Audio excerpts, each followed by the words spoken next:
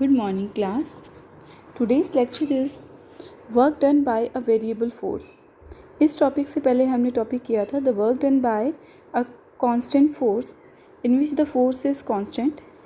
When the force is constant, we get a very simple relation, that is work done is equal to force into displacement into cos of angle between the force and displacement. हमने last time एक relation किया था एक constant force के लिए जो work done का relation है, that is work done is equal to force into displacement into angle between force and displacement. Now today we will discuss the work done by a variable force. Generally most of the cases we came across are generally variable are the cases of the variable forces, जिसमें forces हमारी variable होती है, variable in which the magnitude and the direction may be changing. या फिर अगर हम consider करें किसी हम फोर्स अप्लाई कर रहे हैं कि कॉन्टीन्यूसली उसका मैग्नीट्यूड चेंज हो रहा है, या फिर अगर कोई बॉडी है वो सर्कल में रोटेट कर रही है तो वहाँ पे भी जो एक्सीलरेशन है उसकी डायरेक्शन वो एक्सीलरेटेड मोशन होगा, क्योंकि वहाँ वेलोसिटी की डायरेक्शन चेंज होगी. उस केस में भी जो फोर्स होगी वो वेरिएबल होगी. सो जनरली हमारे पास जो केसेस हैं, मोस्टली केसेस वो वेरिएबल फोर्सेस के अंडर आते हैं. सो today we will find the relation for the work done by a variable forces. Now first of all the variable forces के लिए जो हम रिलेशन फाइंड आउट करेंगे हम उसे ग्राफिकल मेथड से फाइंड आउट करेंगे. तो यहाँ पे हमारे पास एक ग्राफ है between force and displacement. Now here we consider suppose a variable force is act on a body along the fixed direction, say along the y-axis. The magnitude of the force depend on x as shown by the force displacement graph.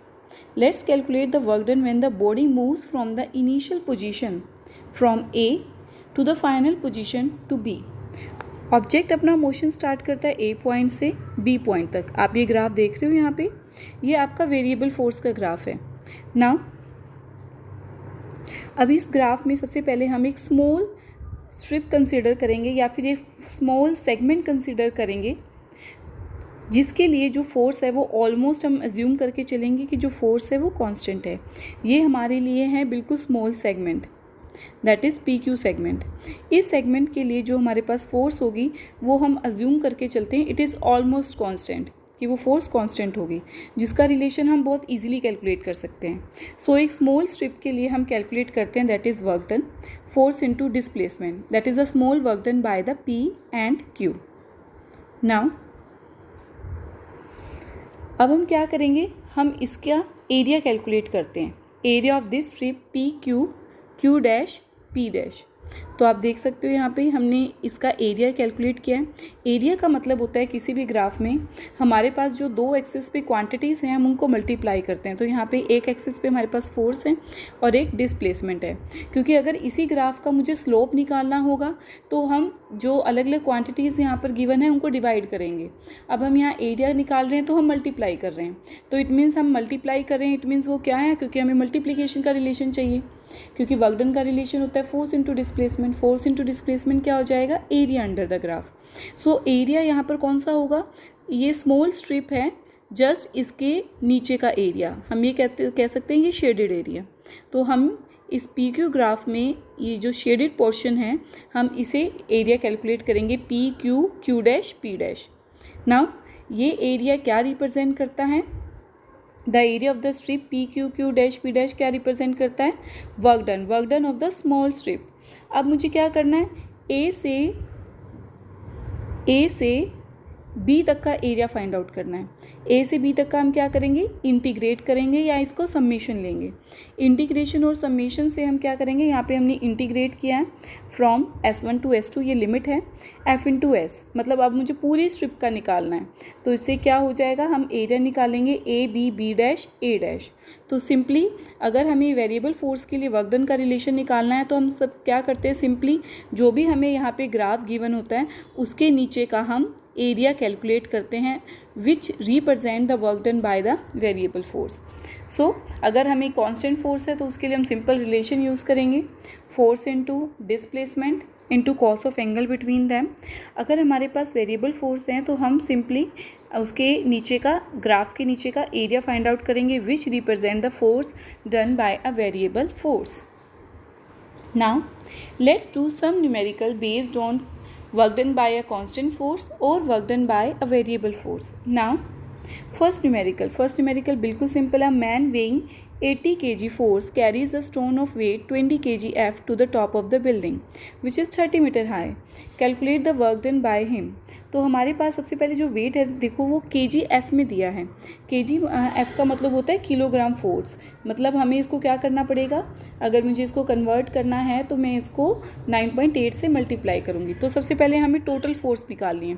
Total force हो जाएगी 80, that is the weight of the man, and weight stone का weight 20. 80 + 20 कितना हो जाएगा 100 kgf. और मुझे Newton में convert करना है तो उसको 9.8 से मल्टीप्लाई करना होगा, दैट इज़ 980 न्यूटन. अब हमें सिंपली वर्क डन निकालना है. Force into displacement 980 × 30, that is displacement is given in numerical. So this is the answer 29,400 joule. Now in second numerical, a cyclist come to a skidding stop in 5 meter. It comes to stop में है तो आप देखो कि work done इसमें जो force है एक तरह से वो अपोजिंग फोर्स लग रही है, तो यहाँ पे वर्क डन डेफिनेटली नेगेटिव ही होगा. तो आप आंसर में भी देख सकते हो, यहाँ पे जो आंसर है -1250 न्यूटन है. Now during this process force on cycle due to the road is 250 newton and directly oppose to motion की डायरेक्शन से अपोजिट है. वर्क डन हम कर रहे हैं तो नेगेटिव होगा. सबसे पहले हमें कैलकुलेट करना है how much work done the road do on cycle. Simple है, यहाँ पे आपको सिंपल फार्मूला अप्लाई करना है. फोर्स है आपको गिवन है और आपको डिस्प्लेसमेंट गिवन है, और इसीलिए जो वर्क डन है वो नेगेटिव. मैंने आपको रीज़न बता ही दिया है क्योंकि the object is about to be rest. So answer is -250 joule. Now second part है how much work done the cycle done on rod. अब जो रोड के बीच में और साइकिल, क्योंकि अगर हम साइकिल की वेट की बात करें इट इज़ एक्टिंग डाउनवर्ड, तो वो डाउनवर्ड एक्ट करेगा. And cycle is move towards right और लेफ्ट, तो इनके बीच में जो एंगल बनता है वो 90 का बनेगा.